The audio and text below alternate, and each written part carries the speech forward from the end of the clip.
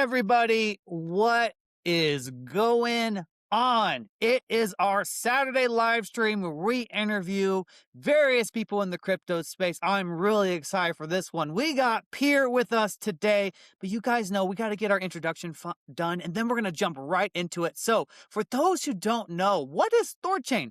THORChain is the world's leading Bitcoin DEX. You can swap Bitcoin with 10 different blockchains across 40 different pools without using bridges or wrap tokens. Check it out at swap.thorchain.org, swap.thorchain.org. Anyone in the world can use THORChain. There is no account to open, no KYC required, and privacy is a human right. Anyone in the world can use THORChain. Very important to remember. And THORChain has two tokens, Rune and TCY. The fees for swapping on THORChain are paid in Rune, and that's where the yield comes from. The fees are deducted from the swap, so you don't need to own Rune to trade on THORChain. And 10% of the protocol's revenue goes to TCY token holders. Remember to stake your TCY tokens in order to collect this yield. There are no inflationary block rewards on THORChain, therefore the yield is real money paid by real users. Rune is also deflationary as 5% of the revenue is burned. THORChain is a full layer 1 with the ability to create smart contracts on it similar to Ethereum. This app layer is being developed by Rayyyk. If you need help with THORChain in general, join the THORChain community Discord and Telegram group. Links for those are at thorchain.org. And guys, please follow THORChain on Facebook and Instagram and THORChain Contact on TikTok. We need 1,000 followers to live stream on those platforms. And always remember, guys, this podcast is for informational and educational purposes only and does not constitute financial, investment, or legal advice. And with that out of the way, you guys, my name is Denny. I go by Patriot Sounds. I also help manage the Rune Bond account. Really excited to have everyone here today. I'm going to go ahead and kick it to my main man, Kenton, in case he's got an update for us. How you doing, Kenton? Good, thanks. Apologize everyone for us being a few minutes late. We had some. I was just going to say we had X wasn't connected when I joined the space. It disconnected, so I had to fix it. We got it fixed, and now I'm hearing it's not working now. So we'll carry on. We're not live streaming on X. Well, this happened to us on Thursday as well. I have to try and figure out what's going on. So apologies for our tardiness. And as far as like marketing and whatnot, I don't got anything to update. So just trying to get things finished on Masari, get all our metrics looking good in there, and then the website done. And that actually I'm going to spend better part of this weekend just like trying to finish everything on the site so that all that's left is just like design, like the actual implementation. So working on that. Need to get those things off my plate before I really kind of focus on anything else. And with that, I'll hand it over to Ben. Maybe you can do a little quick introduction of yourself and Peer. Sure. Yeah, I'm Ben, the head of marketing and growth at Peer. We're a non-custodial, permissionless, peer-to-peer on and off ramp. Currently based on Base, but one of the big things that we go for is a sex-like experience on chain. So the idea is you never see the chain, you never see kind of anything else. You don't need to pay fees. We use Privy. It's a really nice experience, especially for people who have previously used local Bitcoins, local Ethereum, local cryptos, those sort of old school places. Or if anyone remembers meeting people in a car park and trading cash for Bitcoin as well. It brings back those fantastic memories, I would say. We just recently rebranded in February, like almost a month ago now, from ZK P2P. We don't have any additional verification, so no KYC. And you can go from fiat, so Venmo, Cash App, Revolut, Wise, Monzo, Mercado Pago in Argentina, if you're interested, PayPal, and some others direct from fiat to crypto with no additional verification. Or as some people say, no KYC. Yeah, that's kind of the long story short of us. Yeah. Well, should we jump right into it, Denny? Let's go. How is that possible? How can you have no KYC fiat on and off ramp? How you doing that? How do you do that? It's zero knowledge proofs, I guess, is like the big thing. So we're a small team. We're about to become a team of 7. So nice. We don't have any compliance people. I don't want to be another compliance officer. What we say is, hey, like you're good enough for Revolut, you're good enough for Venmo, you're good enough for Cash App. You've passed their KYC, you've passed their AML, you've given them all your information. We don't want to store your information. We don't want I don't want to know who you are. Like, I don't want to know that. We just want to help you get from fiat to crypto. And with zero knowledge proofs, essentially what happens is when I pay Kenton via Venmo, I log into my Venmo account. We intercept one of the APIs on Venmo in a permissionless manner. We blind all of your information. So your name, your address, like all of this stuff is just blinded out. I don't care about it. We don't want to see it. We just take the information that's necessary to prove a transaction. So the date and time, the amount, the person you're sending it to in a hashed manner, which will match the on-chain hash, and some other kind of payment identifiers. And once you do that, you match the order on chain, and it unlocks the funds from the escrow. And then from there, you can do whatever you like. I don't know if you guys are familiar with zero knowledge proofs or not. I can discuss them. I mean, I'm not a developer, but I mean, I'm a crypto pleb. I'm on Twitter. I've heard of ZK proofs, but do you want to explain them maybe I guess the easiest way to explain them is that it's taking something like in a really like stupid proof manner. No offense to your audience or the two of you. It's a really easy way to prove something that occurs off chain, on chain, essentially. So like if you think about a payment you make in Venmo, if you want to prove it's made in Venmo without showing anyone your information or sharing like your PII information, so your name, address, passport number, social security number, things like this, you can do that in a zero knowledge fashion. And if you think about it from like there's also a project called ZK Email, and that's also a similar idea. So if you imagine you have an email from Chase Bank, for example, it has all of your information in. You can prove that is a real email from Chase without showing anyone, your name, your address, and things like this as well. So it's just a way of proving information. Well, zero knowledge, right? So it's without giving away all of your information, and that's what makes us a privacy preserving protocol. I think that the most important part of that is we're not anonymous. So obviously, like normal P2P, your counterparty on your counterparty knows you. That's how P2P works. But it is privacy preserving. So obviously, like if I'm off ramping to my bank, which is the other side of the trade, maybe I don't want people to know I'm off ramping money into my bank, or the tax authorities to know, or et cetera, et cetera. So they're both sides of the trade are incentivized to kind of keep the information private, if that makes sense to you guys. So like I've been hearing people talk about ZK proofs for a long time now. Like this has been on the board for years now, right? Yeah. And everyone says, "Oh, this is the future. It's going to happen." Blah blah blah. Is the technology? Is it exist? It's solved now. They figured it out, and it's just a matter of time for people to start using it, or is it still? Are the kinks still being ironed out, or is it all done? It's ready to go, but it's just no one's using it yet. And I would say, like from a consumer product perspective, we're probably one of the. I don't want to, brag too much, but we're probably one of the. Come on, this is your time. This is your brag live stream. We're Brag, probably please. one of the only successful consumer apps to implement ZK proofs. We have a mobile app that's coming out soon. It's in private beta right now. The web already works. It's been working for technically over 2 years. We've done $30 million of volume.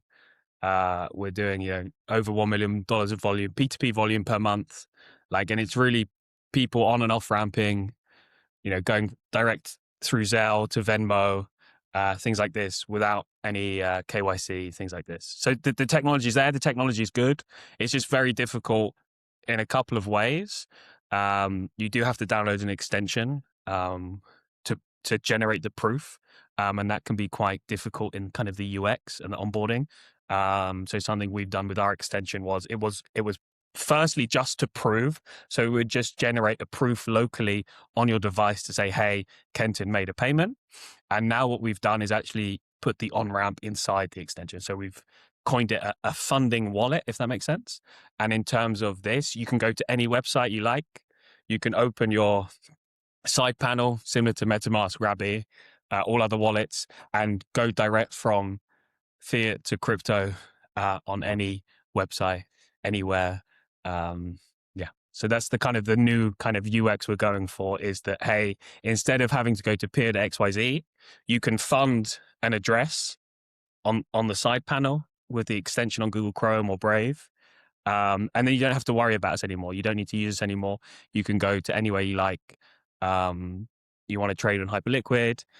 You want to trade on THORChain. You want to deposit into privacy pools. You want to do all these different things. Like, you can do it from that website, from your Revolut account, from your Venmo account. If you've just been paid there, you can get on chain really quickly. I guess the average time it takes for our users to get on chain is like 2 minutes. It's really quick and easy to do, and something that I'm very passionate about. We're very passionate about making sure people can get on and off chain in a privacy preserving, permissionless manner. I think that's most important for us. So when you say like privacy preserving, you don't want to know. I appreciate, Ben, the individual doesn't want to know, but Peer, the entity who has Big Brother breathing down his neck, do they is there any expectations from like a compliance and legal point of view that, are you skirting the regulations? Like, we don't want to do this, we're cypherpunk, F the man, or like, are you actually legally compliant and you can like piggyback off Revolut's and Venmo's KYC, and you're actually, you're doing everything above board, everything's good. Yeah. How does that work? Yeah. So actually it's a really nice way. So I guess like we are still mildly cypherpunk, I would say. Like, it's still a cypherpunk kind of idea. We do everything in a permissionless way. So we don't work with Revolut, Venmo, Cash App. We just take the information when you log in because we can. And we say, hey, we're leveraging regulated rails, right? So it's all above board. It's all like compliant in a way that says, hey, if you're good enough for multi-billion-dollar companies, you're good enough to use our platform, right? I can't imagine. I mean, I guess there are lots of people who get fined, lots of banks who get fined for these sorts of things. But we say, hey, if you're good enough for these companies, you're more than good enough for us to use it. Yeah. So we just say we're leveraging the regulated rails, and then from a compliance perspective, it's good enough. Perfect. So you created like an aggregator for these payment apps, put ZK proofs on top of it to go connect to other people. It's a little like if I explain the flow to you, I see we have a question in the chat which I can answer later. If we talk about the flow of it from an off-ramping perspective, I deposit USDC on peer to XYZ. I type in my Venmo username, for example.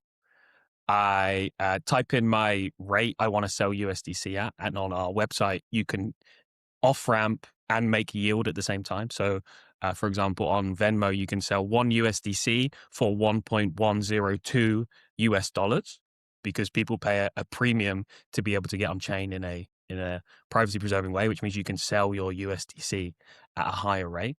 And then you wait, right? You wait for someone with a coincidence of wants to come and take the deposit. And from an on-ramp perspective, you come to our website and you say, hey, I have $100 in Venmo. I want to go to native Bitcoin. You type in $100, you choose Venmo in the dropdown, you choose Bitcoin in the dropdown. It comes with the rate. You copy and paste your Bitcoin address and you click start order. Once the order's started, you get the name that you need to pay in Venmo. You open Venmo on your phone. You pay $100 in Venmo.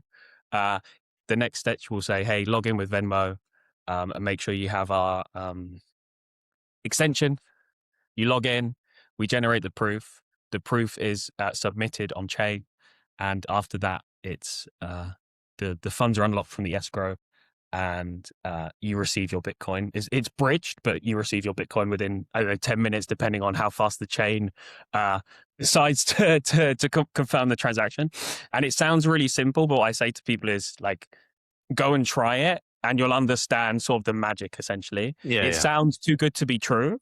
Yeah. And I fully understand that. Before I started working, I was a very big user of previously ZK P2P, now Peer. And I said, hey guys, like the product is amazing. Your marketing sucks. Let me do it. And thankfully, We could Richard talk and about marketing, Ben. Yeah. Richard and Sachin liked my pitch, liked my deck I made them, and here I am a year or so later. Nice. Yeah. Well, so okay, that $100 in Bitcoin, who is selling it? Where is that $100 in So Bitcoin in the coming from? case, no one is selling that Bitcoin. It's all denominated in USDC. So someone comes to our website and deposits USDC. There's two sides to the trade. I'm going to use you, Kenton, and you, Denny, as the two people. Kenton, you want money in your Venmo. Okay. So you come to our website, you deposit $1,000. And for the sake of ease, you say, I just want $1,000 in Venmo. So I'm going to do a 1-to-1 exchange rate. Right. And then Denny comes along and goes, hey, I've got $1,000 in Venmo and I want, in this case, let's just say USDC to make it easier. You come to the website, you type in $1,000, you choose Venmo in the drop down, and your quote will come up, Kenton, and then Denny will pay you Venmo first, and then once he's paid you, Kenton, you don't have to do anything. You've got your fiat, everything's fantastic, you're happy bunnied. Denny then has to prove that he made the payment to you, and once he's done that, the funds are unlocked on chain, and he receives his USDC. And in the Bitcoin example, it would just be a swap from USDC to Bitcoin, if that makes sense. So It doesn't make sense. So who is the swap provider? in this case, we use relay.link. Whoa, who's that? What about THORChain? What's But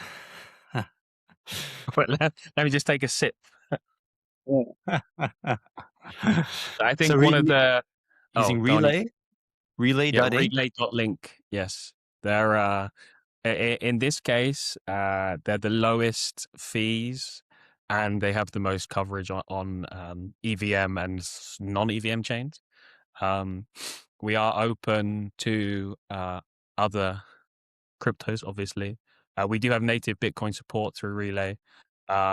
We are hopefully, I'm pushing very much for near intents as well. And there are other things we can do as well to get more coverage on chain, because obviously we have not just, Bitcoin or THORChain or these kind of tokens, but we also have a want for Monero and Zcash as well. So this is something we're also working on to kind of expand the amount of tokens we have, I guess. Can THORChain make a pitch to you guys? Can we throw our hat in the ring about being a swap provider? In terms of being a swap provider, oh my God. We wouldn't move away from Relay, Yeah, but we are in a modular way. We can add bridges in a modular way to support other chains, similar to near intent as well. That's something that is possible, and something we can discuss for sure. Kenton. All right, great. Denny, did you want to ask some questions? Yeah, so everyone wants to know, right? Like, what is the limits? We did have someone ask a question in there. It's like, I saw, yeah. so let's do the specific question here. Like, man, you guys been chatty today. What would be the limits of the funds? Can I on and off ramp 50,000? I would just say that's USDC. Wow. And it comes up in on screen as well. Yeah. So actually, that from an off-ramp perspective, there are no limits. You can deposit as much USDC as you like. The thing that I would say is you have to wait, right? So you can set your limits to be, hey, I only want to receive $5 orders for my 50K, or I want to receive between 5 and 50K. It depends. And if you have a large amounts of money for 50K for off-ramping, you're welcome to reach out to the team, and we never match. That's just important to say from a legal perspective, we never match users together, but we can look for users with coincidence of wants who could take the other side of that trade, and you use the peer platform in kind of like an OTC way. So it's a safe way to trade from fiat to crypto on large amounts as well. And that's something we can help you with. And from an on-ramp perspective, again, there's no limits. There are some limits to protect liquidity providers to start with. We have a reputation system. but there are no limits to how much you can on ramp in a sense of, hey, if I have a good reputation, I can do 25K at a time, but you do need someone on the other side of that trade, right? So you need someone who's provided $25,000 of USDC liquidity for you to be able to on ramp $25,000 in that way. So there are the limits are how much liquidity there is, and the size of those depositors. So, okay. Well, okay. So let me just ask this because people want to know what. Okay, how do you make your slice of bread? What fee do you charge for this service? I think.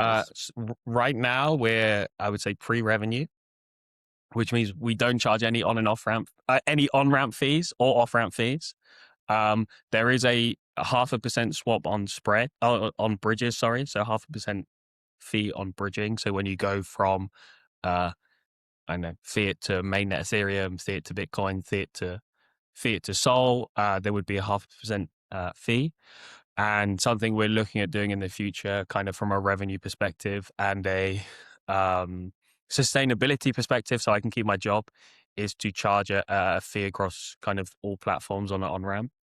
TBD on that one.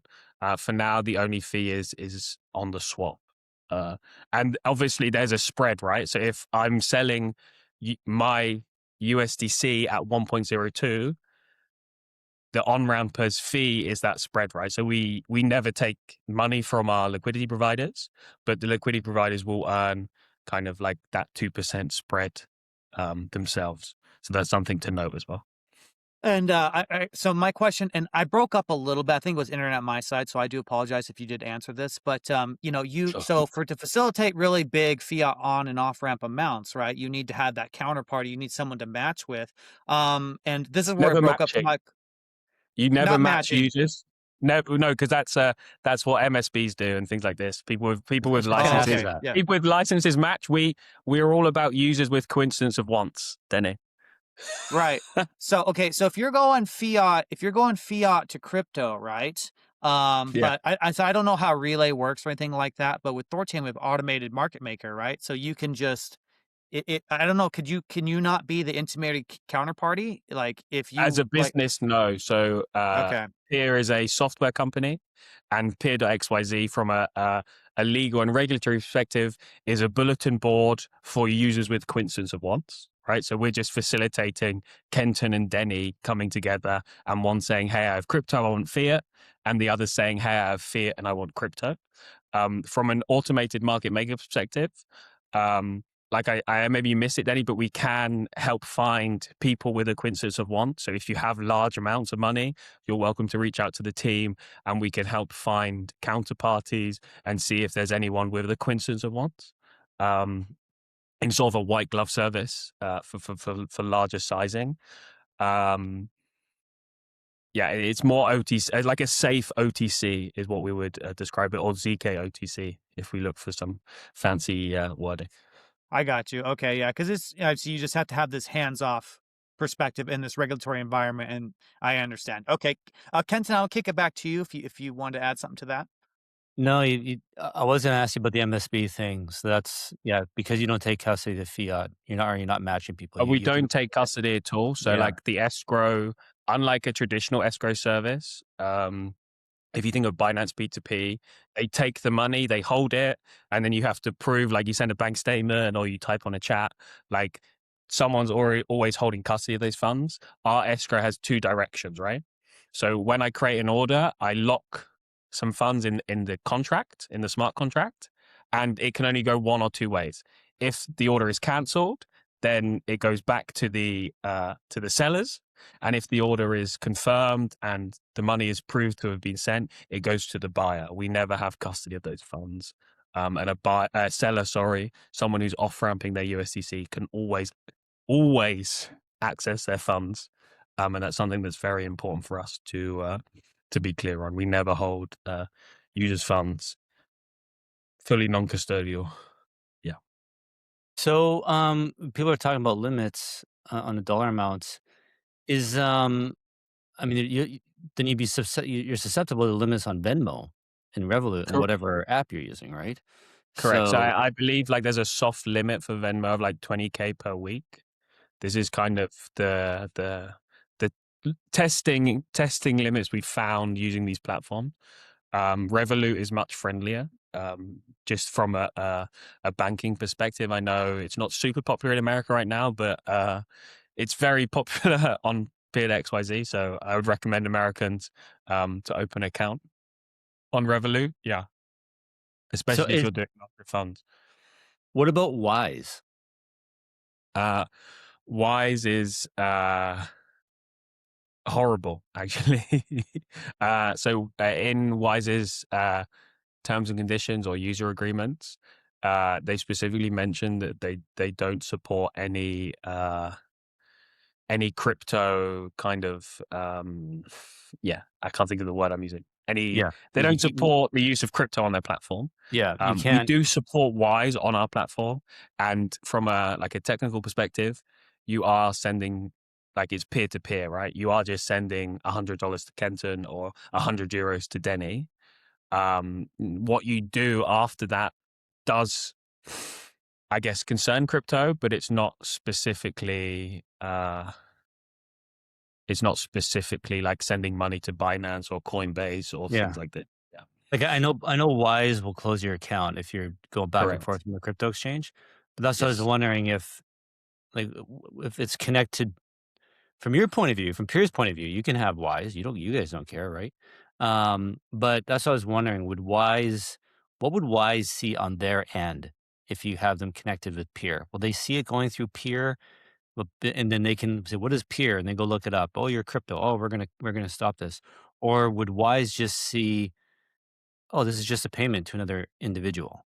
Correct. So all the platforms, like, again, like no one's ever sending money to peer. It's always sending money to a peer in this case. Sorry for the stupid pun. It's sending money to a person. So it's always sending money to Ben or to Kenton or to Denny. It's never sending money to a centralized a place. It's real peer to peer.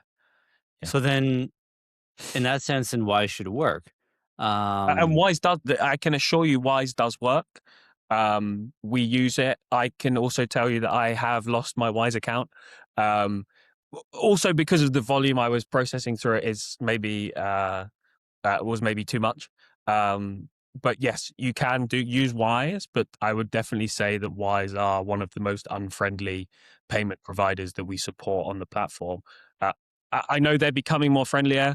They were hiring some stablecoin people, some digital asset people. So maybe they will change in the future. But yeah, from a perspective of what we have, Wise are the most horrible, I guess. But and this is, I like to think, well, and I guess maybe there's people new to crypto on this, but guys, this obviously isn't advice, right? Some of these, we just don't know how these banks or whatever are going to react, if they're going to close your account. It's still, the environment is definitely better today than it was a few years ago. Yes. But yeah, I have a Wise. I couldn't get a Revolut account. I think it had, what's the problem? Because I'm in Cayman. And then it forces me to have like a British passport or residence or something like that. But I could get Wise. But now I can't have Wise touch anything crypto related. And so I'm thinking about Cayman. So in Cayman Islands, actually, guys, banking here is a nightmare. None of the banks here will let you send or receive money from crypto exchanges. So on and off ramping in Cayman is actually extremely difficult, especially for like the average person, like smaller dollar amounts. And I go to a Bitcoin meetup and we talk about how do we we're trying to create a circular economy on island. We're like you said, meet in a car park, a few $100, buy some Bitcoin. Like we're trying to do I hope that. not to get kneecapped or something. Yeah. Yeah, exactly. But it's like you'd think, you guys, everyone thinks Cayman Islands is just, it is a financial mecca. It's after the United States, there's more money in Cayman entities than anywhere else. But when it comes to crypto, like it's just it's so backwards. It's like 15 years ago. So anyway, where I'm going with all this is I'm gonna start telling people about Peer, and maybe this could be the solution that we've all been looking for. And I know a lot of people here have Revolut. And I know people here have Wise as well. and but people here are pretty adventurous, so I'm sure they'll try whatever payment thing you've got. Um, um, so it's cool because if we can do it, then Africa can do it. South America, right? Like all these other places with all these other Yeah. neobank accounts should be able to do it, right? So this is the question in terms of is so where can we do this at? Like, is this Yeah. So geo-locked or no, yeah. I guess one of the things with zero knowledge proofs is you need like what we would call a provider template, which is basically what it's let's take Revolut because it has like a nice API. Revolut's API, and it's basically what the fields are from the API it needs to have, and some other information on what to blind out and things like this. So if you want to add a provider, like a bank, say we have a lot of people ask about Nigeria. You mentioned Africa, Kenton. If you wanted to add a bank in Nigeria, you would need to create a provider template, open a pull request on GitHub, and we'd probably get around to adding it sometime in the late future when we have time. We have all of that information in our docs on how to create a provider template. And from a perspective of, I would say, running your own one, you could use our extension and an attestation server and actually have your own kind of providers. It's possible to do yourselves. And to answer the question, finally, USA, Europe, Argentina, because we were a payment provider at DevConnect, so we added Argentina, and I guess the UK specifically with Monzo as well. We have PayPal, and I guess PayPal also has other currencies, so Australia can use PayPal. Revolut and Wise are basically all of those currencies that they support.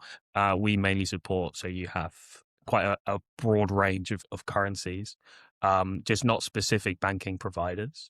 And I can tell you, Zelle is a good example. So Zelle, if people don't know, is what Americans use for sending money via email or telephone number.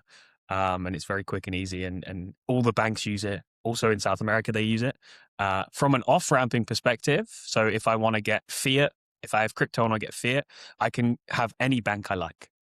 But from an on-ramping perspective, we only support Citi, Chase, and Bank of America, unfortunately, because for every single bank, you need to have a specific template. And there are hundreds of thousands of banks on Zelle. So we obviously don't have hundreds of thousands of those bank accounts. So there are some limitations, but we tried to have the most coverage possible. And those three banks are the top three banks in America. I guess by like accounts or like volume, however it is. We are adding some new ones. So we had a community member do TD Bank, Wells Fargo as well, which will be added in the near future. So there are limitations, but it's kind of, we've gone for America, Europe, and then coming soon will be Asia with Okay. Alipay will be quite one of our next, I guess, payment providers. If someone's in Africa and they have a Revolut account, they can use Peer. For sure. Yeah. Sure. Okay. Yeah. So when you say you're connecting these banks, like, are you connecting them to like do ACH or to be able to wire transfer? Like how? No. Sorry, Kenton, please. No, good. I was going to say, like, it's not about connecting the banks. It's essentially just taking, when you log into your bank, you see on the screen a list of transactions, right? Everyone knows, or Venmo, you see a list of transactions. And it's essentially just taking the API that makes that list of transactions and then creating like a JSON template for it to then be able to read the information that's necessary to generate the proof and blind the information that's not necessary. And that's kind of the sticking point, I guess, from adding more payment providers, is it takes a lot of time because you're essentially reverse engineering the API for these banks to then be able to use it to prove a payment. That's the kind of cypherpunk permissionlessness of the platform, is that we're literally taking an API, reverse engineering it, so that then we can use it to prove a payment without having to talk to Venmo or Revolut or all these other people. And we've had some of them, like previously, these large companies like reached out to previously ZKB2P, now Peer, to ask like, what are you guys doing, kind of vibe. Like what the fuck is this, basically? So Yeah. they are like aware of what we're doing. And for now, touch wood, okay with it. Yeah. But sorry, Ben, I'm still confused. Like, is someone making a payment? Say, let's just use Chase for an example. Like, the payment is coming from Chase, or the payment is going through Zelle. So like Through Zelle, you need to read Chase. Yeah, it's just you need to have, okay, I understand the question now. Yes. So the payment is using Zelle, but it needs to come, when you prove the payment, you log in through Chase, Citi, or Bank of America in this case. The payment Okay. needs to come from that bank, but it uses Zelle, the technology, to be able to send to the email or the phone number. Okay. Yes. I'm actually not familiar with Zelle. Have you heard of Plaid or Plaid? Yes, correct. PLAID? Yes, Is it so the same our thing? dream is to have a community Plaid or Plaid of payment providers. That would be what we want. So that it's a very similar idea, but instead of again having to get licenses or work with a centralized party or things like this, it would be done in this permissionless kind of manner. And I guess Zelle, I don't know how to describe Zelle. Denny, I hope you've used Zelle in the past. Yeah, I have it. It's Okay. just like any other app, like where you just It's send, just like, the money and stuff. Yeah, so that's just the American one. I don't use it all up. I'm like 100% almost crypto now. So, So someone's got to use like one of these like payment apps with you. Like can you use like your debit card or like an actual no. So regular like credit card? Apple Pay, credit cards not supported because you can't. It's very difficult to prove those payments. They're like very close source systems. Got it. That if you can prove a payment, you can do it. And if you can't prove the payment, you can't do it, essentially. I think one of the most exciting things we're working on in terms of this, specifically, Kenton, and a nice segue you didn't even know you were doing, is seller side proof generation. So right now, if Denny sends you $1,000 on Venmo, Kenton, Denny would have to prove that he sent you $1,000 on Venmo. And that can be annoying for new users and buyers.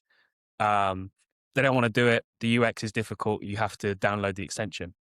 But what we're working on is that, Kenton, you lock your Venmo username and credentials into a TEE, a trusted executional environment, which is basically a black box that keeps everything safe. And we wouldn't be seeing anything. No one will be seeing anything. The idea of a TEE is that it's a safe area that you can keep credentials in. And once Denny's paid you on Venmo, he would then ping, imagine the black box, and that black box would return and say, hey, Denny did indeed pay you $1,000, and the funds would be unlocked there. And that sell side generation where Kenton then locked his information, his credentials here, becomes a much smoother UX for people, because then he doesn't have to download anything.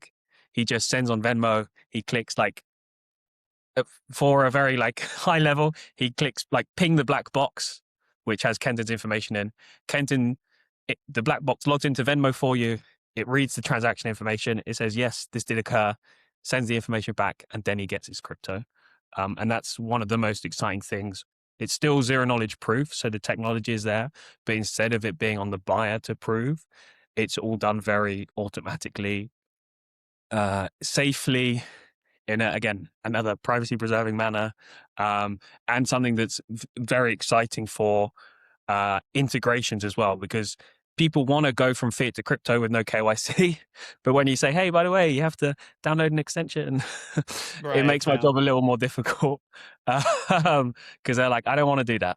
So to kind of combat, hey, I don't want to download the extension, we made the funding wallet, which means you can do it from, the sidebar from any website. And then to make it even better, we try this sell side proof generation.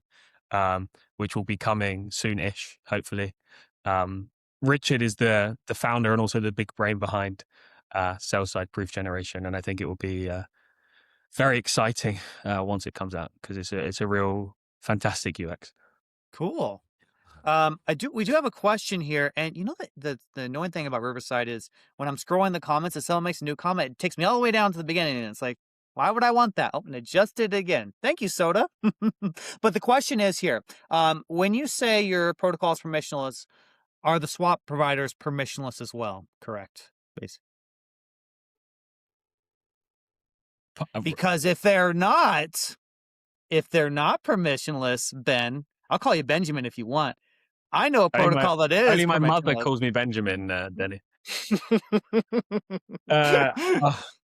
I think Relay are probably not permissionless, to be honest with you. And what I would say about that is we don't have to use Relay. So you can come to our website and you can always go from fiat to crypto on our website. Full stop, right? You don't have to use our website to swap. You can take it any way you like. It's not necessary to do. Like you can just do stablecoin to fiat, do that, correct, and then take your stablecoin and go do your swap somewhere else. And if you want to do your swap somewhere else, you're more than welcome to. We literally, like, from a user perspective, whatever you think of permissionless bridges or whatever you think of Relay or Bungee or these other ones, Relay has the lowest fees for our users. It has the highest coverage for our users who purchase mainly mainnet Ethereum, Solana, native Bitcoin, and they go to hyperliquid core, so they go to lose money on perps. Like, those four routes are our highest kind of volume routes where they go to. That's not, I mean, going to USDC is the first one, and then those 4 routes after, and they offer the lowest fees and the highest speed as well, which is something that we appreciate. But again, I guess someone just asked what the fees are. I can tell you. So I think it's like 3 basis points, and then to generate some revenue for Peer, we do 50 basis points. Yes, which is still small, I would say, for the service we provide, and something that's I would say pretty low in terms of fees you see nowadays for going from fiat to crypto as well. And that, again, that only occurs on the swap as well. So you can always come to Peer.xyz. Currently, it may change in the future, but currently there are no fees from fiat to crypto on the site, from fiat to USDC on the site. I like it. I mean, just talking to you, man, it seems like you have our ethos pretty solidly, and you're doing what you can with what you got. You know, given the regulatory environment, given the time that we all live in, it seems like you're squeezing as much as you can out of that. I really appreciate what you guys are doing. And just, I don't know how familiar you are with THORChain, but just so you're aware, you know, THORChain, it's not a bridge, right? This is a real layer one. Like bridge, it's a semantics game, right? Like bridge is like an intermediary application layer. You try to see consensus on 2 different layer ones. Like, THORChain really is layer 1. And this is the thing we talk about, Ben, is THORChain has solved a lot of problems. Like we're going for that, you know, decentralized Binance or Coinbase, whatever you want to say. But there's that one hiccup, right? That one freaking hiccup we have to solve, and that's the fiat on-ramp and off-ramp. Right, that has always been the hiccup. And how do you provide that service in a decentralized way? There's a lot of ideas, a lot of cool teams. I'm so glad that there's teams like you, Peer, out there who are working to help solve this problem, and basically to give people a way to get their money onto crypto safely. Because one thing we always say, Ben, is KYC. It means kill your customer, right? This is dangerous, right? We had someone on just a few days ago. They said, you know, my identity was leaked. It was leaked on Coinbase, and now I get all of these different, you know, phishing scams and stuff like that. Like, my information is now out there, and that's one of our guys on the team also got leaked on Coinbase, and he also gets a lot of stuff. And actually, here in the Netherlands, Odido is like a mobile. It's like T-Mobile, or they were T-Mobile here. They just leaked like millions of customers' data. Like names, addresses, bank details, IBANs, notes about your health that they overheard on like telephone calls and things like this. It's it's insane. And I'm for like a personal perspective, I'm a big proponent of privacy. Obviously, I work in the space and making sure that even my wife, who was a previous Odido customer, we changed all of our passwords. We made sure all of these things were done. And my sister-in-law got the email saying, "Hey, like your information was leaked," so I had to help her also make sure two-factor authentication was on. Things like this. It's really It's so stupid. From our perspective, we say we don't need like your KYC in so many places. Like we really don't need to do it because it just adds another layer of surveillance. Yeah. You Well, guys. on Thor's Day, we have a special, we do a THORChain primary, what do we got here? Yeah. Exactly. Yes. It's like what Kenton put it well. We're at the stage where we have to prove our own innocence, right? It's completely Yeah, ass backwards, right? Like the presumption of definitely. innocence it should always be the thing, but now we are assumed to be criminals, right? And the information that we surrender then can be used against us. I mean, there's innumerable stories out there. One of my favorites, New York, the NYPD, New York Police Department, right? Two detectives, law enforcement officers, figured out someone who had crypto, figured them out via KYC, and they tortured him for his seed phrase. This is not a joke. And so this is why I'm really excited to talk to you, Ben, because I think there's a really good synergy here, because this is the problem that THORChain by ourselves cannot solve. Like we go to solve all the problems we possibly can, but fiat off-ramp and on-ramp, it's one of the last hiccups. It's one of the last friction points before we had this seamless process between the TradFi to the DeFi world or the crypto world, however you want to say it. And so you guys are doing a very important service. I'm really glad we're talking to you today. Yeah, we see a lot of people, like there's loads of what we call like the middle section of crypto that's private. So you have like Aztec, you have privacy pools, Tornado Cash, like you have all these places where you can, be private. And then the last step, which is going back from crypto to fiat. Well, then I go through Coinbase, then I go through Binance, then I have to, I don't know, use MoonPay maybe. And that's, I would never use MoonPay to offer up, but it's fine. I've tried. I can't even use them. I've tried to use MoonPay just to test it out, and I Yeah, can't it's, even like get through the KYC. And I it's like, wouldn't, oh my, I wouldn't use. But the idea is like, yeah, these people have solved so much stuff, right? They've solved so much in terms of doing things privately on chain, but then it's just ruined by telling Coinbase like, hey, this is my information. You know what I mean? Like this is it. And that's something we want to solve, this first and last mile of crypto. Yeah, which I think we're doing quite like a good job of, I would say. so Denny's got looks like he's got your website up. So I'm curious if a website, an front end wanted to integrate Peer. Let's say we've got swap.thorchain.org, and we want to provide our users with an on and off ramp service. How do we how do we how do we do this with Peer? Like, would we just have a link and it just goes to your website and they go do everything there, or is it like a widget we could have on our site that people interact? So, Yeah, how so there's a couple of ways of I guess doing that from a off ramp perspective. We have a SDK. Actually, we have SDK in general, but from an off ramp perspective, it's much easier for you guys to integrate, like to get people to go from crypto to fiat. That's really easy to integrate. From an on ramping perspective, we would say use the funding extension, which is not very handy at the minute. Like the funding wallet works, but the UX is okay. I would give it a go and see how it works. From a specific integration perspective on the website, we are coming with a pay feature. So it's like a Stripe checkout feature, which will have a widget that you can implement. And that's also a really nice flow, which could also be nice on a swap page, like your swap page, for example. It's a kind of a pay widget. I don't know how to describe it.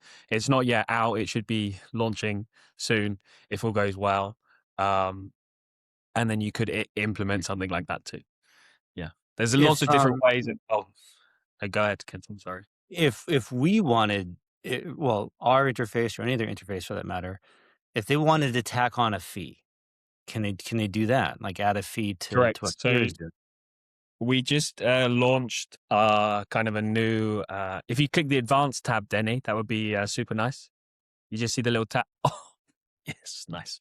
So we just launched automated rate management, which is essentially where we can track the spreads for you. So if you want to sell euros at 1% above the market rate, we use oracles to make sure that you always stay 1%. So when you're selling, you always make 1%. And we just launched a bunch of new contracts with this feature. We upgraded our escrow contract to include the ability to have multiple referral fees. So in this case, you could charge a fee for this. Yes.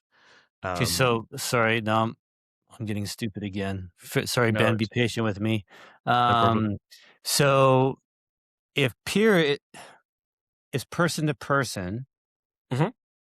then how is don't those two people, they are each deciding on the price to exchange with each other. How would I get in the middle and add a spread to then take a fee? Is it So if you go to the buy tab, and if you just type in $100, just 100, thank you, sir. So in this case, you see like the best quote is one.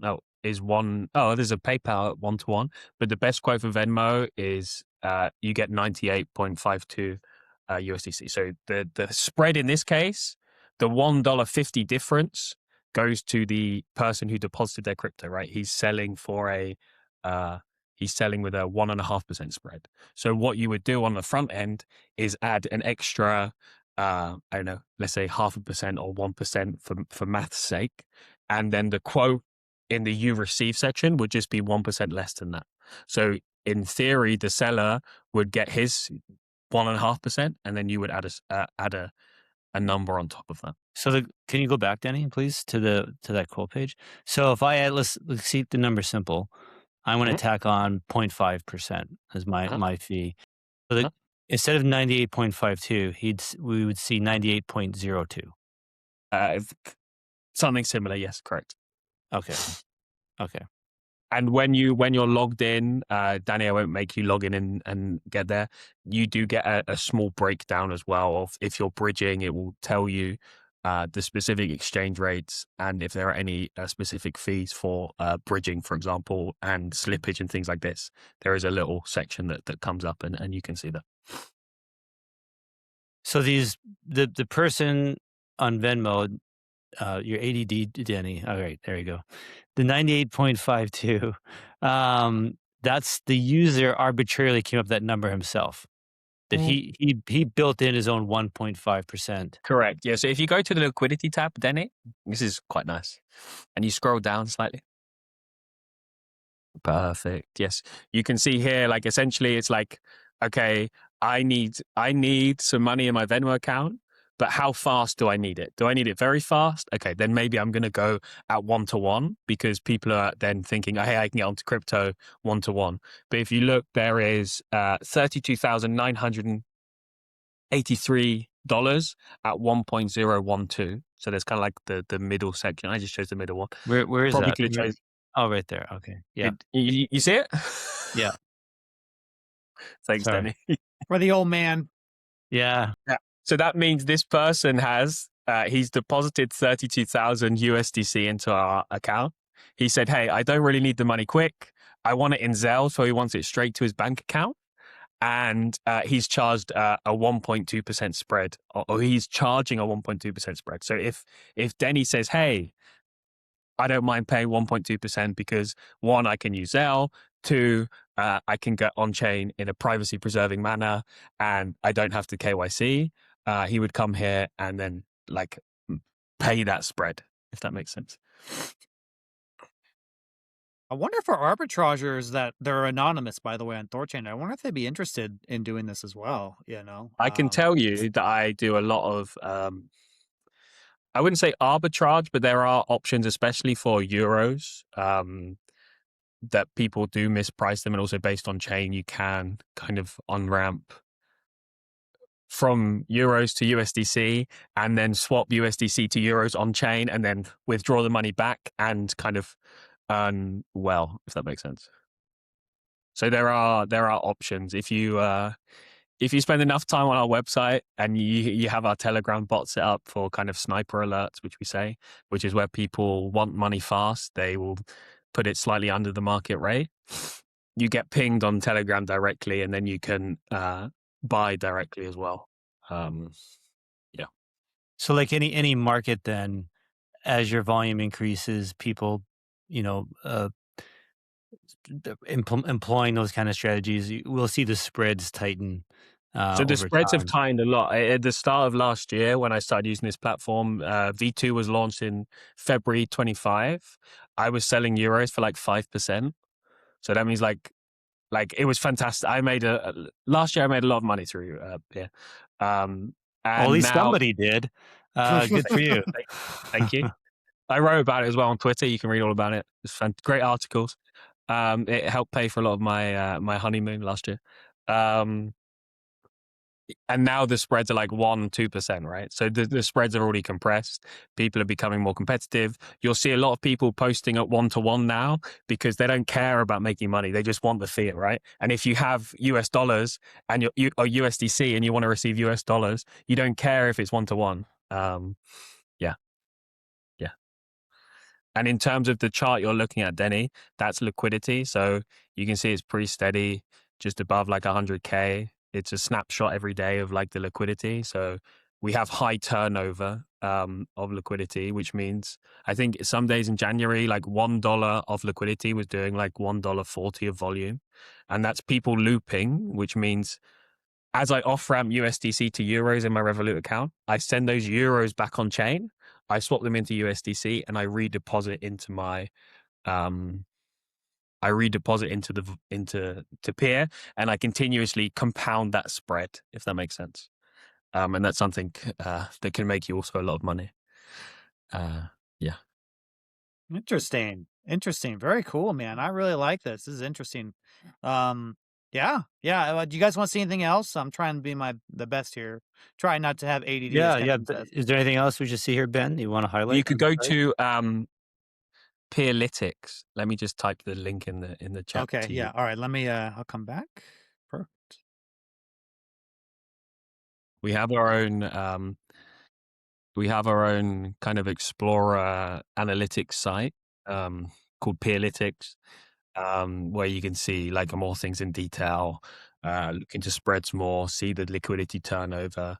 If you've used June before, or June, I would skip the tour unless you want to read. No, it's okay. You can just see kind of more of our stats. You can see the fill time. The median fill time is 2 minutes and things like this. So it's more about just some more information on Peer as a whole. You can also look at specific profiles. So if you're a liquidity provider, you can see kind of more things about them. It has some more information, I guess, in general. Interesting. Cool. Yeah, man. This is pretty comprehensive here. Very good, guys. And we'll be sure on if you're watching this on a recording, a live stream, we're gonna have all these links down below, you guys, so you can check this out for yourself. Pretty cool what you built here, man. Really awesome. Congratulations getting on the 5% spread. That's pretty baller, I gotta say, Ben. It was better times.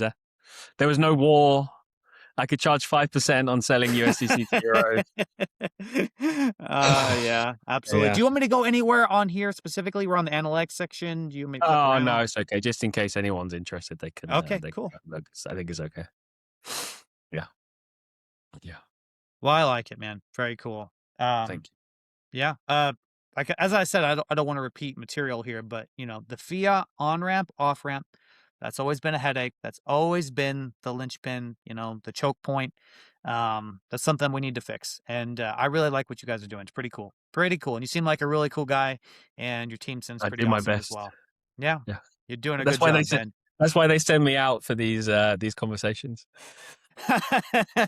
Hey, yeah, sometimes you usually don't want to talk to a lot of developers. They don't have the communication skills, you know what I mean? So we gotta, they gotta send someone like yourself or anyone else to convey these ideas to the audience, because a the communication, as I said, is sometimes lacking.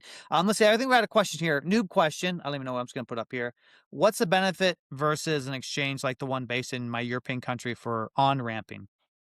Well, I guess the no additional verification, no surveillance tracking of your wallet address. So I think it's maybe slightly abstract, but companies never sell your data to like chain analysis or other companies. They would never sell that data. But what it does show them is that you receive money from Coinbase 50 or Coinbase 5, and then they can track kind of the heuristics of that user, or chain analysis can track the heuristics of that user and package it up and then kind of profile against it. So it's not specific data tracking in that way, but there are lots of ways that they can pinpoint like who you are because you withdrew that money at a certain time, and things like this. And depending on the wallets it come from, there are this sort of surveillance layer that happens kind of on chain as well that people seem to forget about if they use a centralized exchange. Not to sound like a, I don't know, in Dutch they would say a wappie. I can't think of I speak too much Dutch in the day to day, so now I can't think of the English word. Like a crazy person, like someone who's paranoid. Not to sound like someone who's paranoid. A crackpot. Thank you. Crackpot. That's what you gotta say, right? There you go. Not to sound like someone like that, but these firms are very like rich firms who package data based on, sex withdrawals, based on all these different things. And again, it's not sold. It's also anonymized by these companies as well if they do sell it. So it's not specifically tagged to Kenton or Ben or Denny, but there's still kind of, it's still kind of, for me, something that's unpleasant, I would say. So there is like a lot of surveillance on there. Yeah. That's You got what, some friends. I see. in the US anyway, I'm assuming, I don't know if it's the same in Europe, but like the pay for order flow. So like a lot of brokerages like Robinhood and whatnot, like they offer free trades and Correct. and no commissions on trades. And they're like, oh, this is a great deal, right? But the reason they're doing that is because they're selling your trade data to firms like Citadel that they'll go and front run you. Correct. And so it's worth it for these big firms to pay for your information so they can trade against you. And you know who invented that model? Bernie Madoff. So interestingly enough, but yeah, it's all one big giant selling data machine, and to use it against you. So It doesn't also need to be used against you. It can also just be used to profile you as well. So then you'll see like, targeted advertisements, or you'll see different things like this. So it's not, it doesn't have to be malicious. It can be more also kind of creepier as well. I guess maybe that could be seen as malicious, but it is also like just a creepy thing as well, that that someone is tracking all of your transactions that you do on chain for the rest of time because it's linked to Coinbase.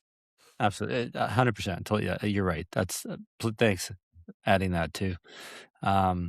Well, and it's like, and when we want to get more crackpotty about it, and what was the word? Wappie? What's the Dutch word? WAPPIE. It's So if we want to get more wappy about it, like then then it's like programming, because okay, they're profiling you. Okay, we got a profile on you. What we think you'd like to buy. Now we can start putting certain information in front of you to affect how you think. And that's all right. Now you're getting too crazy, Kenton. We should steer away from. Man, dude, you brought it up. But this is, dude, I guarantee everyone on this call thinks like this. If you're into freedom and privacy, like you're going down these rabbit holes. So, what does he say here? Yeah. Says, Citadel, these black box high frequency scam, it's high frequency trading against you. It's creepy government surveillance. It's advertising. 4 different levels of bad. Yeah. I think, I don't think there is no conspiracy theory that really, I think conspiracy theory now sort of is like a compliment. You know what I mean? Conspiracy facts. Yeah, you know what I mean? Yeah. It's in, you know what I mean? So you're a Yeah. conspiracy theorist? Like, hell yeah, I am, you know, handshake, brother, you know what I mean? It's one of them deals. Yeah, Ben, you know, I'm an elected official. I've been through various fundraisers, like the, you know, various politicians, talked to pretty, it is creepy. And it's even creepier when you talk to these people in real life. I mean, you know, the meme is these are lizard people, and yeah, yes, they are. I mean, I don't even know what else to say. It's a perfect example. It's reptilian, cold-blooded, inhuman, soulless, calculating, sociopathic, spreadsheet, no humanity, whatever you want to say. So, you know, we joke around, but this is really important, what you're doing, and Yeah. I applaud you guys. I was talking to a friend about this the other day, and we're talking about. Actually, I want to ask you this, but then in a sec, I'll ask you about. I don't know if you've heard of CARF and FATF and the OECD and all these, like, you know, non like these organizations that are kind of like putting down, rolling out these proposed regulations that all these countries are adopting. I'll ask you about your opinion on that in a second, but um, you know, we're talking about it, and like, you know, he's saying all these AML laws, all this stuff. It's just they don't work. You know, it doesn't stop anything. You know, it just makes life more difficult for everybody. Blah blah blah. And I'm like, dude, they absolutely work. They work amazingly well. But their goal isn't to stop like money transmission. The goal is control. They want to control the money. They want to control everybody. It's working. It's working beautifully. So it's the same thing with like people complain about the government. Oh, governments waste so much money. They're so inefficient. And this and that. Blah blah. Blah. They don't know what they're doing. Like they know exactly what they're doing. It works perfectly. Their goal is not to spend money to benefit us. The goal is to steal money from us. And it's working beautifully. They got this amazing machine where they get so much money. It's Yes. working perfectly. So, anyway, you know, privacy and stuff like what you're doing is how we fight back, right? How we stop that, how we put our foot down, and so it's great.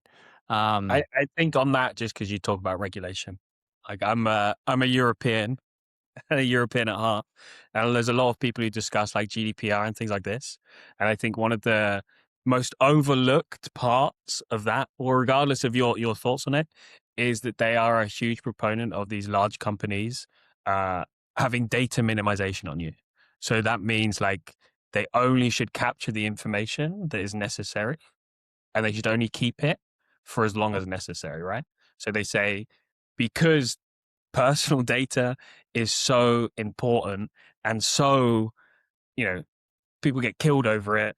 People Yes. can find out so much stuff about you. They can find out where you live because of this, because of the high level of like risk there is in collecting it, that you should try and collect as little of it as possible, right? Yes.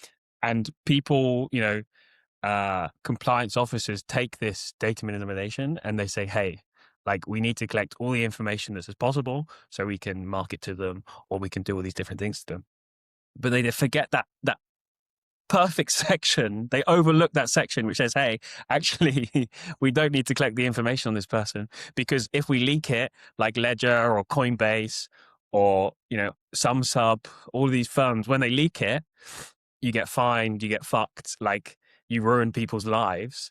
Like everyone forgets that part of the actual regulation, which is, I mean, maybe it oversteps the boundaries in some ways, but they still try and protect people identity. Like that is something that for regulation, sorry guys, some things can be useful, right? Maybe it's not used in a useful way, but that is, you know, something that people forget and actually can be, you know, something positive.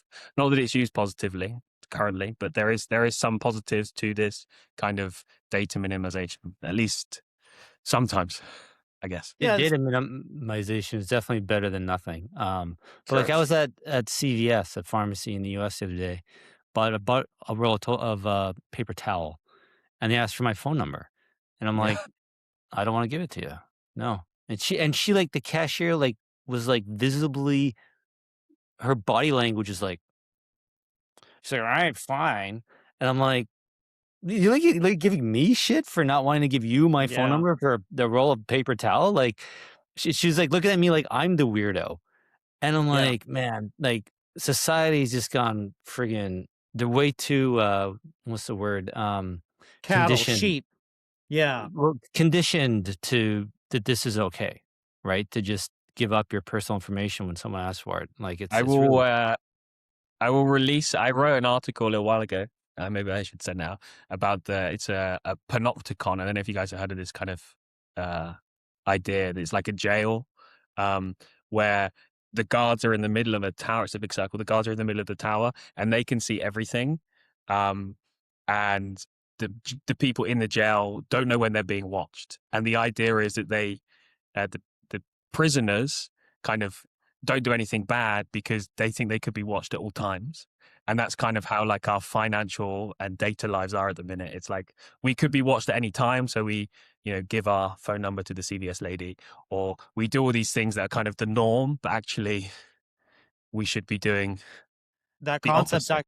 Yeah, that concept's actually very powerful. They've done some experiments back in wartime where you'd have prisoners in 3 different rooms, and you would tell all prisoners, they'd be starving, by the way. You have a nice, warm, hearty bowl of soup in the middle, right? And you say, if we catch you eating this bowl of soup, we will beat you. There's 3 rooms. We're only going to be watching one of them.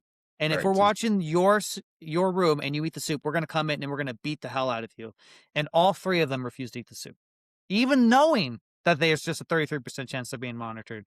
It's that constant. It's very powerful psychological manipulation for sure. Yes. Yeah. So, Yeah. and It's if something that's even more powerful because then you literally can be watched all the time. Yes, 33% were already willing to bend the knee. Yeah, and it's something else that we try and also like the concept of positive deviance, which is like doing like a deviance you usually hear is like a bad thing, but actually like people who use peer are positive deviants because they're doing something that's out of the norm, which is peer-to-peer trading to go from fiat to crypto. It came from like an idea. Maybe it's too sociological or psychological for you guys. But back in Vietnam in the 80s, there was a famine, and a guy came and they said like, hey, you need to do all these studies, you need to get all this money. And he said, hey, actually there's some people in these villages where the kids are fine and the kids aren't malnourished and dying. And he said, what are those mothers doing? And instead of spending all this like government money, he asked these mothers what they were doing, and it turns out they were being positive deviants, which was feeding them like fish and chicken, which children didn't usually receive at that time in those villages. And then instead of spending lots of government money, he just said, hey, these mothers, you run a workshop on what you're feeding your children to all the other mothers. And then the malnourishment rate dropped, or I guess dropped. The nourishment rate rose significantly Yes. in this case because everyone started doing that. And what you see is Coinbase, MoonPay, they came in and everyone started using them because it was the only way from going from fiat to crypto and from crypto to fiat. It's like the only way. But hey, actually it's not the only way.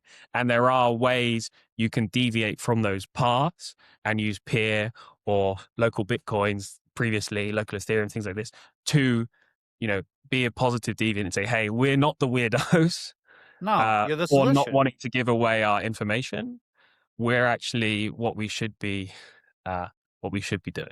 So that's kind of how I'm, as Harry says in the chat, philosophy coded, how I see our users are these positive deviants who are saying, hey, actually, we shouldn't give up our privacy or our KYC. We've already given it up. I don't want to give it up again just to lose money longing Ethereum or buying a shitcoin and things like this. Yeah. Yeah, a couple things here. I agree with all that, of course. It's one of the things that they say in order to surrender your freedom, that's the government's main weapon. They use the faux morality of consumer protectionism, like we're trying to protect you from yourself or from risk, right? But that's how they actually end up controlling you. So a lot of people don't understand that.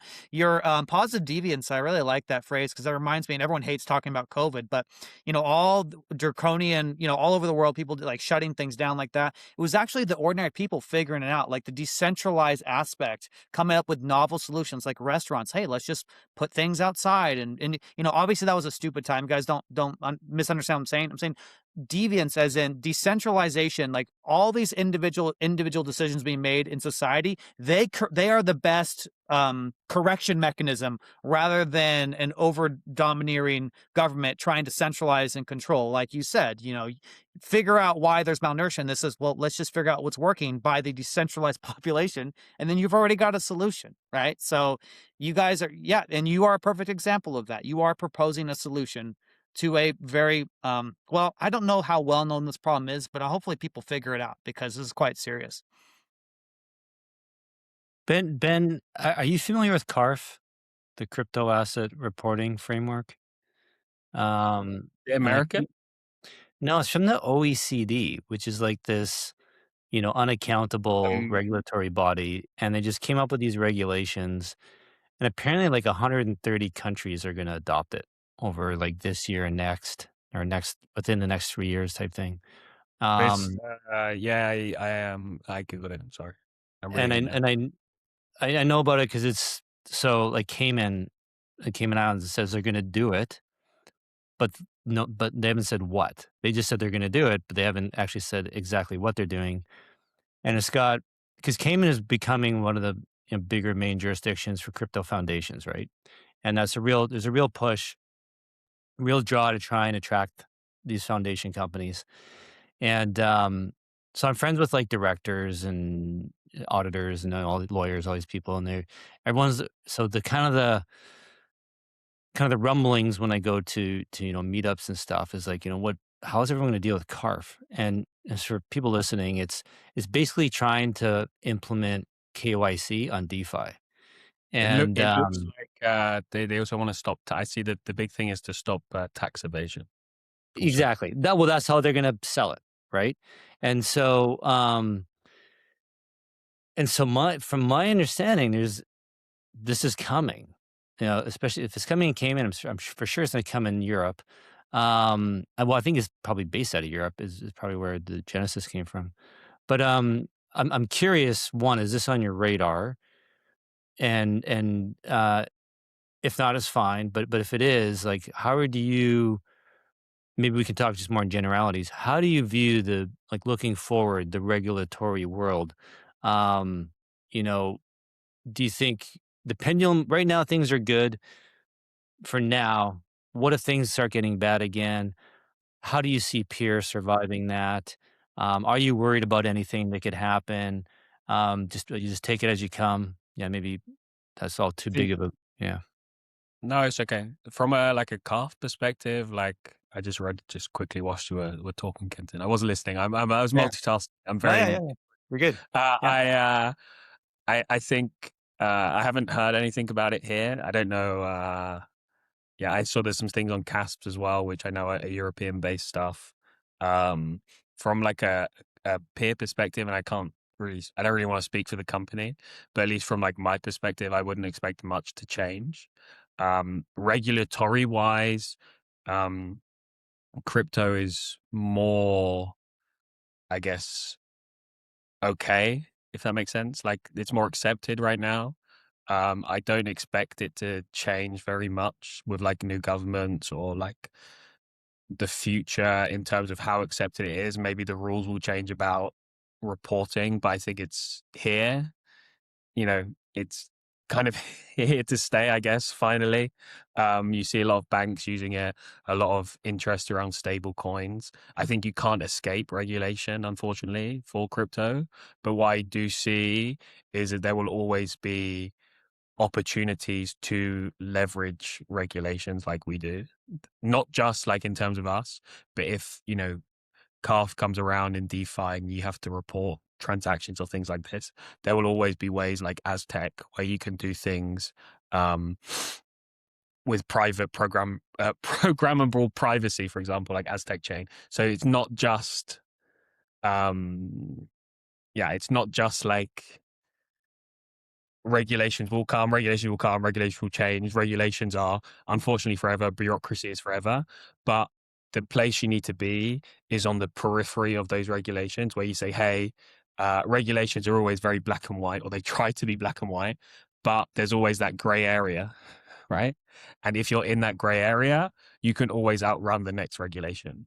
and it's just about being able to one, continuously outrun the regulation, but then hope as you outrun a regulation, maybe you become so popular that those regulations change, right? In like an ideal utopian worldview, maybe I'm too naive, but if you outrun those regulations and you do like enough volume, or you do like you make enough noise, people will start to see you. Like if you look at Hyperliquid do billions of dollars of volume. They have this kind of new like foundation place. I don't know if you guys seen that. Like they have a lawyer who's going to start going to governments to talk about I'm really explaining this poorly, but they're doing a lot of work in terms of making sure, hey, you can be a purpose exchange in the US without KYC and things like this. So they're doing a lot of those things to try and change the regulations, because one, they've made so much money, their product is so popular, and people are diehard fans of them, right? So if they can do it, and maybe touch wood, change a regulation, then anyone can do it, right? And that's something that we should aspire in the space as a whole. From my point of view, we should aspire to say, hey, regulations will always come. People will always try and stop a normal person from making money. Let's see what we can do to be in the gray area of those regulations, and then improve those regulations in the future so more people can access. Yes, No, I agree with that. And go ahead, Kenton. no, you go ahead, Ben. Go ahead, Dan. Well, I was going to say that's how we defend ourselves, right? Like if there's a time to grow, it's now. We have to grow. We have to get adoption, and I hope Peer does. And I hope people watch this and they see how awesome you are, because the more utility we bring, not only to the average consumer but to businesses, institutions, we basically remove the friction points. We make it a seamless process, and we become pretty much we become infrastructure that's just it's incalculably important, right? It's just has so much utility, so good that then the plurality of society, not just consumers, but the institutions themselves, value our technology to the point where they actually defend us if overbearing regulation comes back, right? Which I guarantee you it will. It absolutely is. Always does. So this is the time to grow. This is the time to spread our spider web everywhere we possibly can. And yeah, go ahead, Ben. I agree. I think you're right, Ben. There's always going to be some other way we can work in that gray area. And I also think too, it's like, it's like squeezing a ball or ball of Play-Doh or whatever. The tighter you squeeze, the more that slips through your fingers, right? So if they really do try to clamp down really hard, actually more will get out or will want to get out, right? And um, so yeah, I don't think it's dire. It's like 2 steps forward, 1 step back type thing. We'll just have to, deal with these things as they come. I can tell you, like we are, like our pay product is like a Stripe checkout kind of flow. The same idea for merchants, still using our technology, and we see a lot of want from like marijuana, peptides, like all of these places where marijuana is legal in America, right? Or at least in some states, it's legal in America. Most states, yeah, legal in but Canada. Banks don't want to have anything to do with it, right? Yeah. So instead of being debanked, we've seen some of them come to us and slowly start integrating us into these kind of unbankable sections that are legal in the eyes of the law. You can buy and sell marijuana in California, for example, but you can't use a Visa to buy it, right? You can't use your debit card or your credit card to buy it. So you come to us and you use Cash App or Venmo, and the merchant receives their crypto, their stable coin. The person receives their peptides or marijuana or whatever else, in these kind of businesses that are legal in the eyes of the law, but no one wants to touch them with a pole. Like they can come to us and, we can facilitate these things in a peer-to-peer manner. And that makes it unstoppable, right? Because it's legal. People are going to sell it because they can make money through it. So we just want to help facilitate those areas, and hopefully that also helps us kind of grow and become larger than we already are. Yeah. Well, Ben, is there anything else do you want to talk about that we haven't? Do you want to bring up? This is for you, man, and Pierre. That is true. Yeah. No, if you're listening which I hope some people are, or watching, They are. which I also hope some people are, I would really give it a go. Try and check out Peer.xyz. Just use it. You'll see how different it is to different on-ramps, different off-ramps. Read the documents on off-ramping and on-ramping. Honestly, just because then I won't have to answer your question in customer support, which will make me happy. So please do that. And again, you can find me on like Telegram or Twitter at unhappyben, which maybe is slightly different to my current personality. You can find me there, and then you're always welcome to DM me and talk about Peer. I get a lot of people asking questions about it. Correct. Thank you, Kenton. I get a lot of questions about it. So if you have any questions, if you have any follow-ups, you can hit me up there, or you can join our Discord from the website. You can ask questions there, although I'll probably be a bit slow answering those questions. But yeah, just try it, see how it is. If you have a question, I will do my best to answer it and to spread the good word, as they say. Yeah, but I would really recommend it. And again, finally, if you have, I saw someone talking about 50K earlier in the chat. If you have large amounts of crypto and you would like fiat, we can help you find people with coincidence of wants. We are happy to help support OTC trades. You can off ramp in a safe, secure manner. Again, hit me up if you need any more information. We can help you in that way. Yeah. Okay. Cool. And I think that's everything. I hope that's everything. No, this has been a really good. Yeah, it's been great. If it isn't, in a few months, if you want to come back, 6 months, Yes. I'd love to. Yeah, it'd be great. Especially, it's always, you guys are, relatively new, right? So even be cool, really cool to have this conversation a year from now and see what kind of volumes you're doing and how things have gone. And yeah, so let's definitely do this again sometime. Yeah, absolutely. Pretty smart. Great conversation. Real quick, Kenton, you think anything else before we wrap it up here? Yeah, you know what? I keep forgetting Vegas, Bitcoin Las Vegas, guys. I should have mentioned this at the beginning. If you want to come to our meetup, please RSVP. I got to get the link for that. Ben, are you going to BTC Las Vegas convention by chance? Let me tell you, I'm not going anywhere because I just had my baby's 3 weeks old. So yes, that's right. 3 weeks. Yes. 3 weeks. Yeah, 3 weeks today. Oh, congratulations. You gotta love it. I'm staying at home looking after wife and baby. She joined her first meeting 18 days ago. Yeah. So it's fun. As you should, man. I love it. Fantastic. Thank you for bringing the next generation of crypto users into this world. We need more Bens out there making Let me more tell you, kids. I hope my daughter doesn't use crypto. God, how embarrassing. Oh, dude. We'll see what happens. You know what I mean? But yeah, congratulations to you, man. It's really been really good. And Kenton, did you have that link by chance? I did. I posted it in the chat. So Awesome. yeah, if you guys are going to be in Bitcoin Las Vegas, please come hang out. It'll be great to meet you. It'll be casual. Depending on how many people we get, just be some drinks and nappies. And then we're trying to decide Monday or Sunday night, whatever works better for most people. I think Monday. I think we Monday? haven't done a poll Okay. yet. I think that's the day. I think that's You the day think people. Monday? Okay. When is the actual Monday. conference? It's Monday, Tuesday, Wednesday. Yeah. But Monday is the day where you need the really expensive tickets to attend. Well, that's the Pro Pass or whatever. Whatever it's called. Yeah. A A lot of people will not be attending the conference that day. They'll be getting into Las Vegas, flying. I got my days backwards then, because I figured most people would be coming Sunday.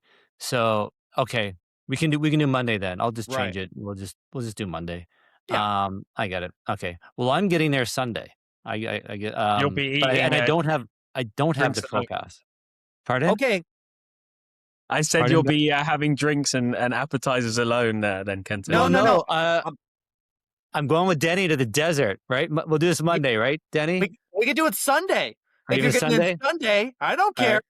We're going to go blow up a propane tank with a shotgun, Ben. I don't know how that makes you feel, but this is the American part of me. That's very American coded. Understand? It's very powerful stuff. I'm going to bring my Canadian brother over to the American side so he can experience freedom for the first time in his life. He doesn't know what to do with himself. I've only shot like a handful of guns in my life a few times. It's fun, man. It is. I get it. Like I get ridiculously fun. Like it is fun. It's great. It's cool. So my sweet European hands have never touched a firearm. Oh, you got it, Ben. Ben. Oh man, I got you. I got you. Yeah. This is what I was born to do. This is my birthright. I take my cousins from Europe, I bring them over, and I hold them close, and I say, I just want you to touch it. Just touch it. Whisper, put your finger on it. Put your mouth squeeze that trigger. I was in Austin a few months ago and met up with a buddy. He's a big gun guy. So we went to the range, and I'm like, I want to get a Desert Eagle. And so, those are cool. Dude, it's like a cannon. It's like the most unpractical thing in the world. Like, I was actually scared at first. So, like, the recoil. Yes. I mean, it's you didn't break your nose. Pardon? You didn't break your nose. No, I'm out far. Yeah. I got bracing my legs. That's and right. I wanted to do one-hander just to see what it'd be like. But no, I'll end up hurting myself. Yeah. But it's just fun to do, It's basically a hand cannon. It's 50 cal hand cannon. It's so freaking cool. Yeah. And you don't want to limp wrist it. We call it limp wristing, Yeah, totally. Soda, what are you talking about? I still owe me one. It was nice because remind me. Go ahead. The gun advocates are they're fantastic people. Like all the other people at the range saw me how giddy I was with this Desert Eagle, and they're all smiling and we're all, chatting with each other about it. Yeah, it was cool. It's camaraderie and it's the thing is because this is what they do. I'm keeping you on the show. Okay, just a little bit longer. Explain this. They want guns to be evil. They're not. They're the ultimate sources of liberty, self-defense. Women in my country, the biggest use case for self-defense is the firearms. They save them life. Really bad people. Dude, when you fire it, man, it's just first off, it's cool, right? Because it's physics, right? So you're literally an explosion in your hand. That's what it is. It's an explosion that's being directed in a particular direction. It's super nerdy, super cool. And then when you of course, and hitting things is actually, it takes practice, right? Like a lot of people think they TV pew, pew, pew, pew. No, you guys, it requires a lot of skill. How you squeeze the triggers matters, your form, your stance, everything, right? We can have a poly market on how many shots it will take Kenton to hit the propane tank with. Yeah. Under over 3 or something. So the other cool thing was if you just shoot like a 9mm or a revolver, you realize how inaccurate they are. Yes. And so when you see on the movies and people shooting those, so that actually gives me a bit of confidence. If someone ever pulled a handgun on me, as long as I'm at least 15 feet away and I start zigzagging running, he's not hitting me. There's no way I can zigzag run away from him. And yeah, like the cowboy movies where they show the cowboys full gallop on the horse, shooting their revolvers. Dude, they're probably gonna blow their own horse's brains out and just fucking die right there, dude. There's just no way. There's no way you're hitting anything with a revolver at full gallop. It is ridiculous. Yeah, it's true, Kenton, right? To get accurate with a 9mm, that barrel length is so short. So any slight deviation in your hand, that bullet's going all over the place. So yeah, it's hard. Anyway, well, Ben's European sensitivities. We won't talk about guns anymore. Thank you. So, I apprate that. Let's talk about bring it in, Ben. Bring it in. Regulation and tax, if possible. Thank you. Yeah. Yeah, I don't want you to be on a list, buddy. I'm so sorry about that. But if you ever come to America, Ben, I'm serious about this. Okay, I live real close to Vegas. I will show you. Okay.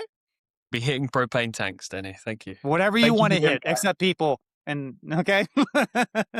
All right, guys, we're going to cover there. So just a reminder, you guys, if you want to become a node operator on THORChain, you need some help, please reach out to @Runtard on X. He can help you get set up and find bonfires. I'll help you too, right? And these live streams are typically long, guys. We love them. They're so much fun. But you guys should follow @RayAnalytics on X. He does written recaps for all of these live streams. So if you need a TLDR, definitely check him out. And this has been a really great live stream, you guys. I'm sure, people will love just getting the meat and potatoes. Peer is an awesome, awesome protocol. I love what you guys are doing. I'm really excited to see where you go. And I totally agree with Kenton. Let's get you back on the show from some time now and see how it goes. But lastly, guys, always remember the views expressed are solely those of the host and guests. Any action taken based on this information is at your own risk. Past performance is not indicative of future results. For next week, guys, next Saturday, we're going to have Matthew Carano, editor of Brave New World, Liberty and Technology. He's going to be on this Saturday. Really excited to look for him. And then on our typical Thursday, Chad and Alex from my protocol cannot be there. So we're going to actually do a Ruggiero one. We're going to have Pragmatic Monkey join us. He's already agreed to do it. So look out for that. And with that being said, you guys, that's going to wrap up the show. Kenton, Ben, it's been so much fun. Thank you guys so much. No, nice meeting you, Ben. It's been great. All right, everyone. You take care now. Bye-bye. Ciao.